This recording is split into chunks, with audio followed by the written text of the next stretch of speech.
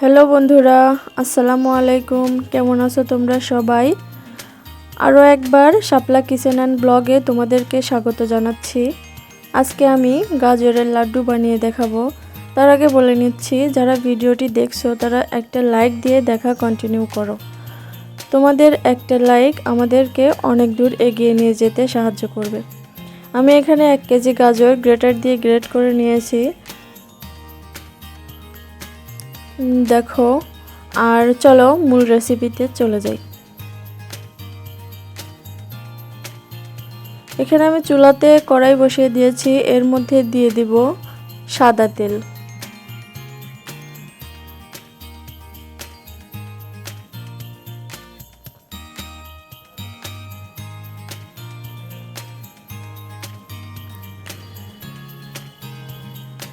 তেলটা একটু গরম হলে এর মধ্যে একে একে আমি গোটা মশলাগুলো দিয়ে দেব। দিয়ে দিচ্ছি 3 টুকরা দারচিনি, 4 টুকরা এলাচ আর 2টা তেজপাতা আমি ছিঁড়ে দিয়ে দিয়েছি। এটাকে একটু ভাজতে হবে।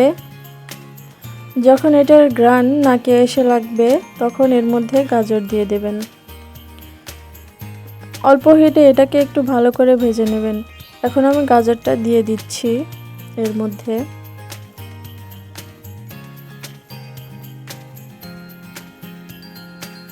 আমার এখানে একটু 1 কেজির একটু কম আছে, 1 কেজি 2 কেজি পরিমাণ মতো আপনারা যে পরিমাণে করবেন সে পরিমাণে করে নেবেন। নিয়মের কোনো ধরাবাধা নেই এখানে। গাজরটাকে আমি একটু মিডিয়াম হিটে ভেজে নেব।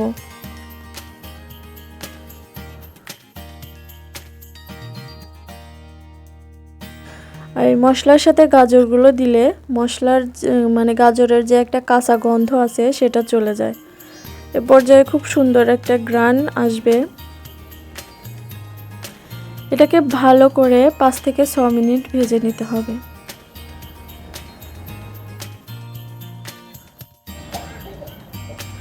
এখানে আমি 1 কেজি গাজরের জন্য 50 গ্রাম গুঁড়ো দুধ নিয়েছি আর 1 কাপ পরিমাণ পানি দিয়ে এটাকে আমি একটু ভালো করে গুলিয়ে নেব।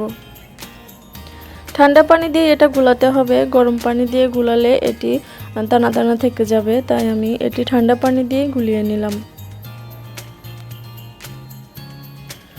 গাজরটা ভাজা হয়ে গেলে এর মধ্যে দুধটা দিয়ে দিব।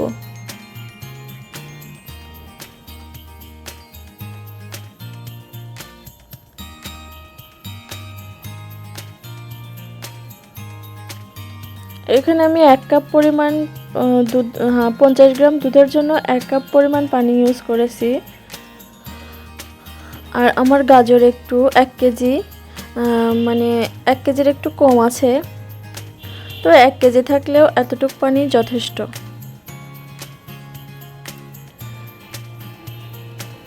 এখন এটাকে সিদ্ধ করে নিতে হবে, আর এর জন্য এখন এখানে একটু লবণ দিয়ে দিব। লবণটা দিয়ে দিলে গাজরের মধ্যে যতটা পানি থাকে ততটা বেরিয়ে আসবে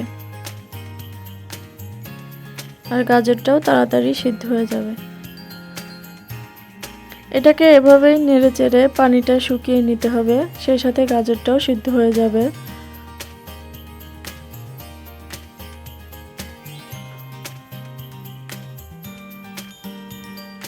একটু ঢাকনা দিয়ে ঢেকে দেব, আর মাঝে মাঝেই ঢাকনা তুলে এটাকে নেড়ে দিতে হবে, না হলে নিচে লেগে যাবে, আর নিচে লেগে গেলে একদমই খেতে ভালো লাগবে না। তাই চেষ্টা করবেন এটা বসে থেকে রান্না করতে। আমি এটাকে আবারও ঢাকনা দিয়ে ঢেকে দিচ্ছি। এটাকে মাঝে মাঝে এভাবে ঢাকনা খুলে নেড়ে চেড়ে পানিটাকে একেবারে শুকিয়ে নিতে হবে।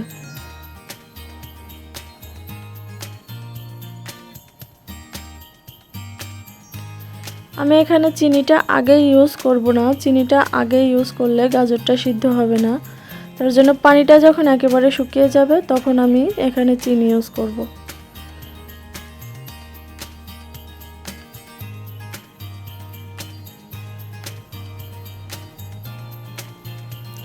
দেখুন আমার গাজরের পানিটা কিন্তু শুকিয়ে এসেছে।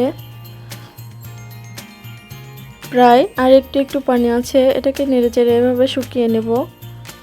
গাজরে প্রচুর পরিমাণে ভিটামিন থাকে, যেসব বাচ্চারা গাজর খেতে চায় না এভাবে গাজরের লাড্ডু বানিয়ে দিলে আমার মনে হয় তারা অনায়াসেই খেয়ে নেবে। এখন এখানে আমি চিনি অ্যাড করে দিচ্ছি। আমি 1 কেজি গাজরের জন্য এখানে 1.5 কাপ পরিমাণে চিনি ইউজ করেছি। আপনারা আপনাদের স্বাদ অনুযায়ী নিয়ে নেবেন।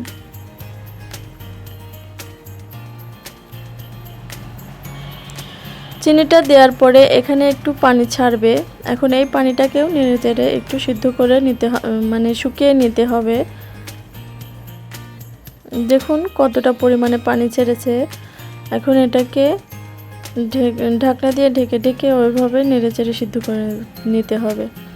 দেখুন আমার পানিটা শুকিয়ে এসছে আর এটা কড়া থেকে এমনি কিন্তু ছেড়ে আসছে, আর কড়াইতে লাগছে না, আর গাজরটা থেকে তেল বেরিয়ে এসেছে। এ পর্যায়ে এটাকে আমি বন্ধ করে ঠান্ডা করে নেব।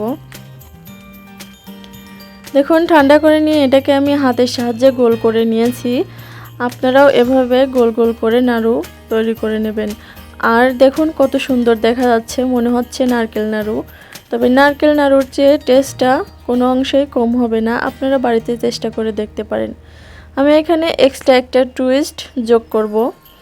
এখানে আমি অল্প পরিমাণে মুড়ি ব্লেন্ডার করে নিয়েছি। দেখুন এভাবে মানে একেবারে ছাতু বলে না, ওই ছাতুর আকারে ব্লেন্ডার করে নিয়েছি। এখন এটার মধ্যে আমি নারকেলটা দিয়ে গড়িয়ে নেব। মুড়িটা আমি একটা বাটিতে ঢেলে নেব। ঢেলে নিয়ে এভাবে নাড়ুগুলো দিয়ে নেড়েচেড়ে এভাবে গড়িয়ে নিয়ে দেখতে কিন্তু খুব সুন্দর লাগবে। আপনারা চাইলে এমনিও রাখতে পারেন, তবে এটা খেতেও একটু অন্যরকম লাগে আর দেখতেও মাশাআল্লাহ খুব সুন্দর লাগছে। এগুলোকে আমি এভাবে নেড়েচেড়ে একটু মানে কোট করে নেব।